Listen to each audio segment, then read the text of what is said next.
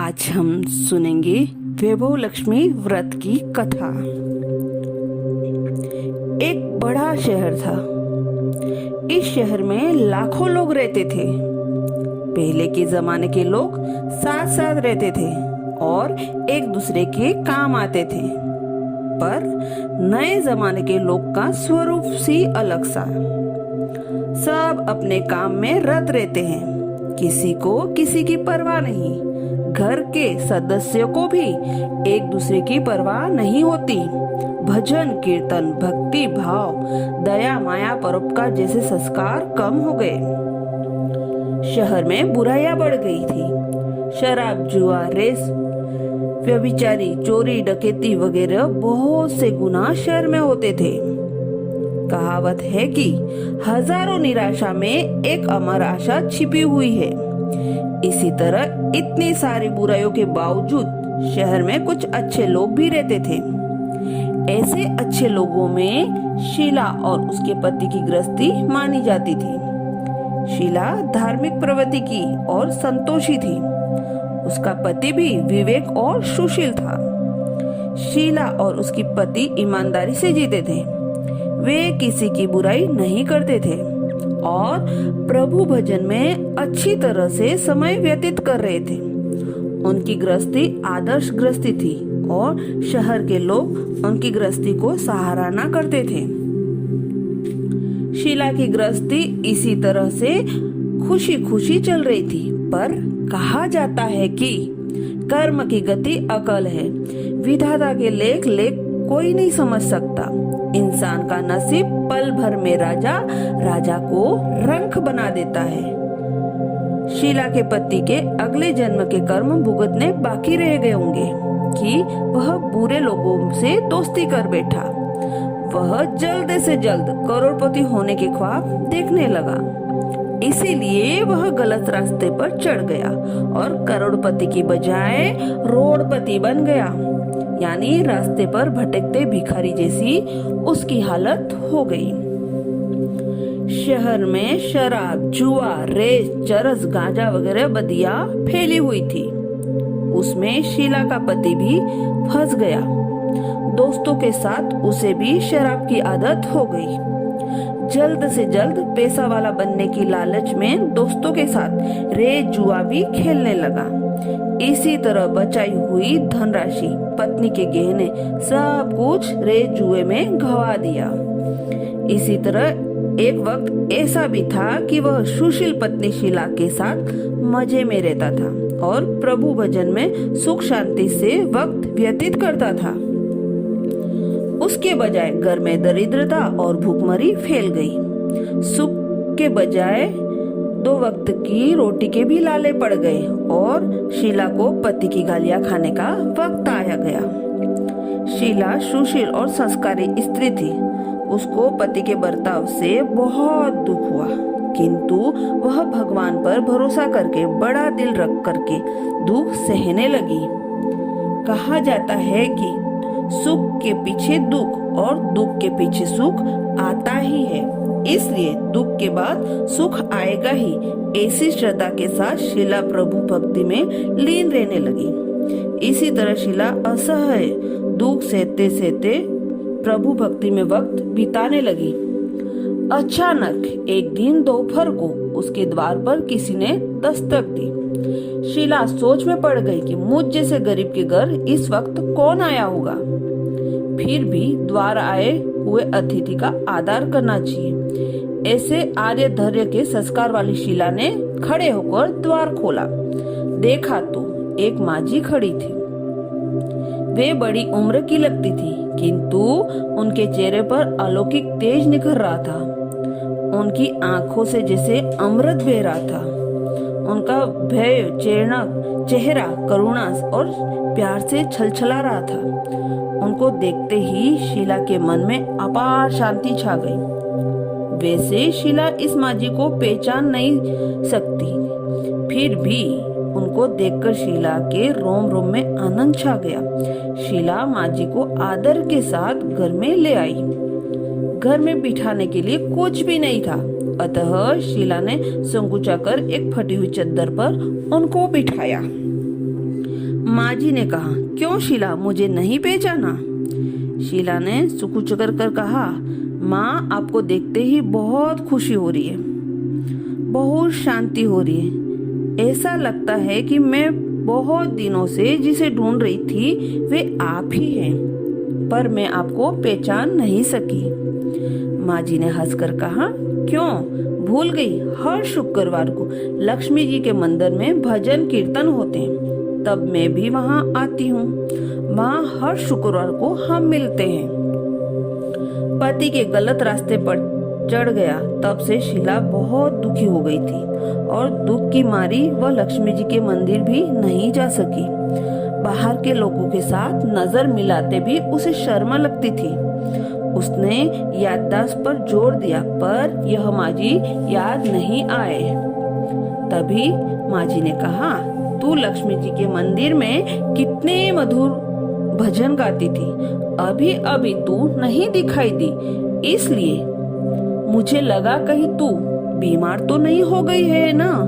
ऐसा सोचकर मैं तुझे मिलने चली आई। माँ जी के अति प्रेम भरे शब्दों से शीला का हृदय पिघल गया। उसकी आंखों से आंसू आ गए।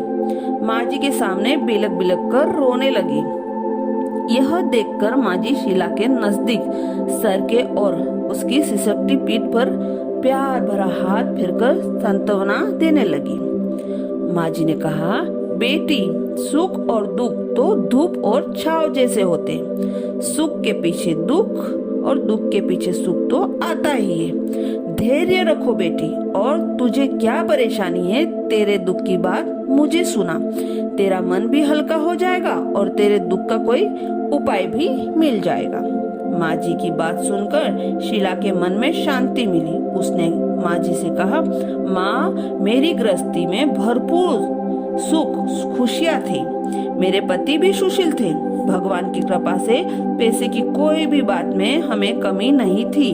हमें संतोष था। हम शांति से अपनी गृहस्थी चलाते, ईश्वर भक्ति में अपना समय व्यतीत करते थे। यकायक हमारा भाग्य हमसे रूठ गया। मेरे पति को बुरी दोस्ती हो गई। बुरी दोस्ती की वजह से वे शराब, जुआ, रेस, चरस, गांजा वगैरह खराब आदतों के शिकार हो गए और उन्होंने सब कुछ गवा दिया और हम रास्ते के भिखारी जैसे बन गए। यह सुनकर माँ जी ने कहा, सुख के पीछे दुख और दुख के पीछे सुख आता ही है। ऐसा भी कहा जाता है कि कर्म की गति न्यारी होती है। हर इंसान को अपने कर्म भुगतने पड़ते हैं, इसलिए तू चिंता मत कर। अब तू अपने कर्म भुगत चुकी है। तुम्हारे सुख के दिन अवश्य आएंगे। तू तो माँ लक्ष्मी जी की भक्त है। माँ लक्ष्मी जी तो प्रेम और करुणा के अवतार हैं। वे अपने भक्तों पर हमेशा ममता रखती है, इसलिए तू धैर्य रख। मैं माँ लक्ष्मी जी का व्रत कर, इससे सब कुछ ठीक हो जाएगा। माँ लक्ष्मी जी का व्रत करने की विधि सुनकर शीला के चेहरे पर चमक आ गई। उसने पूछा, माँ लक्ष्मी जी का व्रत कैसे किया जाता है, वह मुझे समझाइए। मैं यह व्रत अवश्य करूंगी।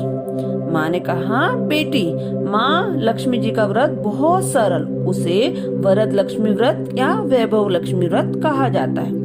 यह व्रत करने वालों की सब मनोकामना पूर्ण होती है। वह सुख, संपत्ति और यश को प्राप्त करता है। ऐसा कहकर माता वैभव लक्ष्मी व्रत की विधि कहने लगी। बेटी, वैभव लक्ष्मी व्रत वैसे तो सीधा साधा व्रत है, किंतु कई लोग इसे गलत तरीके से करते हैं, अतः उनका फल नहीं मिलता। कई लोग कहते हैं कि सोने के गहने की हल्दी कुमकुम से पूजा कर लो, बस व्रत हो गया, पर ऐसा नहीं। कोई भी व्रत शास्त्रीय विधि पूर्वक करना चाहिए, तभी उसका फल मिलता है। सिर्फ सोने के गहने से पूजा करने से फल मिल जाता तो आज सब लखपति बन गए होते। सच्ची बात यह है कि सोने के गहनों का विधि पूजन करना चाहिए। व्रत के उद्यापन विधि भी शास्त्रीय विधि मुताबिक करनी चाहिए, तभी यह वैभव लक्ष्मी व्रत फल देता है। यह व्रत शुक्रवार को करना चाहिए। सुबह में स्नान करके स्वच्छ कपड़े पहनो और सारा दिन मन में जय माँ लक्ष्मी का रटन करते रहो। किसी की भी चुगली नहीं करनी चाहिए। शाम को पूर्व दिशा में मुंह रख कर सके इसी तरह आसन पर बैठ जाओ। सामने पाटा रख कर उसके ऊपर रुमाल रखो, रुमाल पर चावल का ढेर करो, उस ढेर पर पानी भरा तांबे का कलश रख दो, कलश पर एक कटोरी रखो, उसमें कटोरी में एक सोने का गहना रख दो, सोने का न हो तो चांदी का चलेगा, चांदी का न हो तो नगद 1 रुपया भी चलेगा। बाद में घी का दीपक जलाकर धूपसली सुलगा दो। माँ लक्ष्मी जी के बहुत स्वरूप हैं। माँ लक्ष्मी जी को श्री यंत्र अति प्रिय है, अतः वैभवलक्ष्मी के पूजन विधि करते वक्त सर्वप्रथम श्री यंत्र और लक्ष्मी जी की विधि स्वरूपों का सच्चे दिल से दर्शन करो। इस पुस्तक दर्शन करो, उसके बाद लक्ष्मी जी स्वप्न का पाठ करो। बाद में कटोरी में रखे हुए गहने या रुपए को हल्दी कुमकुम से चावल का ढेर करो और लाल रंग का फूल चढ़ा दो। शाम को कोई मीठी चीज बनाकर उसका प्रसाद रख दो, न हो सके तो शक्कर या गुड़ भी चलेगा। फिर आरती करके 11 बार सच्चे हृदय से जय माँ लक्ष्मी बोलो। बाद में 11 या 21 शुक्रवार यह व्रत करके माँ का दृढ़ संकल्प माँ के सामने रखो और आपकी जो भी मनोकामना है पूर्ण करने को माँ से विनती करो। फिर माँ का प्रसाद बांट दो और थोड़ा प्रसाद अपने लिए रख लो। अगर आप में शक्ति हो तो सारा दिन उपवास रखो और सिर्फ प्रसाद खाकर शुक्रवार करो। न शक्ति हो तो एक बार शाम को प्रसाद ग्रहण करते समय खाना खा लो। अगर थोड़ी शक्ति भी न हो तो 2 बार भोजन कर सकते हो। बाद में कटोरी में रखा गहना या रुपया ले लो, कलश का पानी तुलसी क्यारे में डाल दो और चावल पक्षियों को डाल दो। इसी तरह शास्त्रीय विधि अनुसार व्रत करके उसका फल अवश्य मिलता है। इस व्रत के प्रभाव से सब प्रकार की विपत्ति दूर हो जाती है, आदमी मालामाल हो जाता है, संतान न उसे संतान प्राप्ति होती है, सौभाग्य स्त्री को सौभाग्य अखंड रहता, कुंवारी लड़की को मानवती पति मिलता। शीला यह सुनकर आनंदित हो गई। फिर पूछा, माँ आपके वैभवलक्ष्मी व्रत की जो शास्त्रीय विधि बताई वैसे मैं अवश्य करूंगी, किंतु इसकी उद्यापन विधि भी किस तरह से करनी चाहिए यह भी कृपा करके सुने। माँ जी ने कहा, 11 या 21 जो भी मन्नत मानी उतने शुक्रवार या वैभवलक्ष्मी व्रत पूरी श्रद्धा से भावना से करना चाहिए। व्रत के आखिरी शुक्रवार को जो शास्त्रीय विधि अनुसार उद्यापन विधि करनी चाहिए वह मैं बताती हूँ। आखिरी शुक्रवार को ही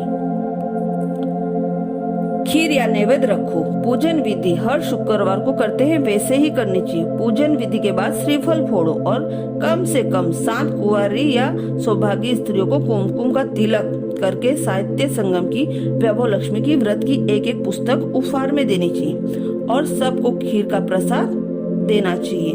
फिर धनलक्ष्मी स्वरूप वैभवलक्ष्मी स्वरूप माँ लक्ष्मी जी की छवि को प्रणाम करके, माँ लक्ष्मी जी का यह स्वरूप वैभव देने वाला है,